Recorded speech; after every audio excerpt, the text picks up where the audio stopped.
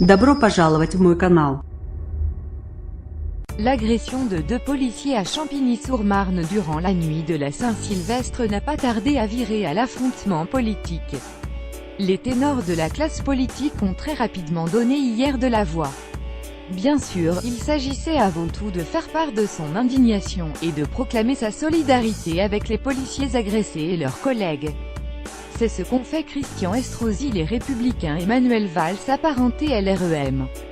Mais plus à droite sur l'échiquier politique, les accusations de laxisme n'ont pas tardé. Ces scènes d'une rare violence viennent rappeler que perdurer s'amplifie dans notre pays, à côté de la menace terroriste, une insécurité confinant parfois à la guérilla urbaine, a estimé Marine Le Pen. Front National, réclamant l'instauration de la présomption de légitime défense, qui figurait dans son programme présidentiel.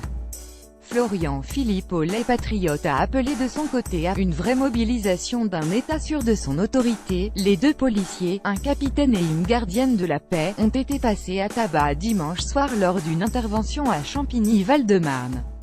La police avait été appelée pour intervenir devant un hangar où était organisée une soirée privée.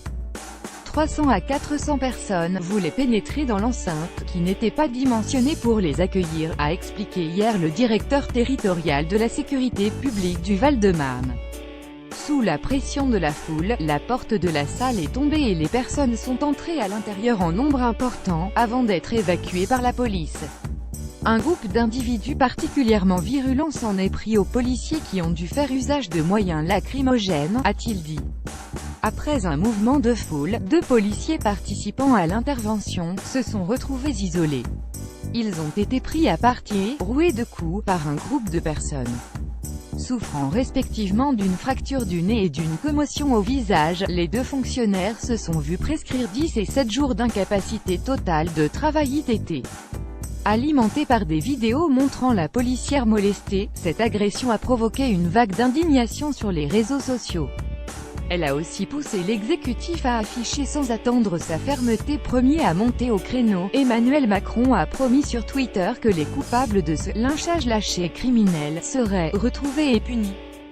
Tout est mis en œuvre pour que les lâches auteurs de ces actes inqualifiables soient appréhendés et condamnés, a renchéri son ministre de l'Intérieur, Gérard Collomb, qui s'est rendu sur place hier.